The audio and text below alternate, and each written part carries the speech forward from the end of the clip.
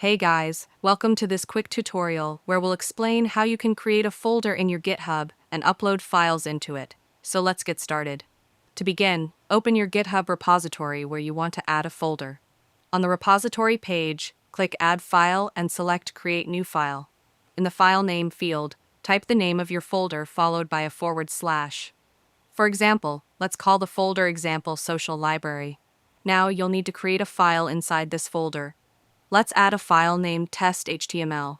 You can put any content in this file as a placeholder. Once done, click Commit Changes. Now, if you go back to your repository, you'll see a new folder named Example with the file test.html inside. If you want to upload more files into this folder, simply open the folder and click on Upload Files. You can drag and drop multiple files or folders, then add a commit message and click Commit Changes. And that's it. You've successfully created a folder and uploaded files in your GitHub repository. If you found this video helpful, consider giving it a like and subscribe.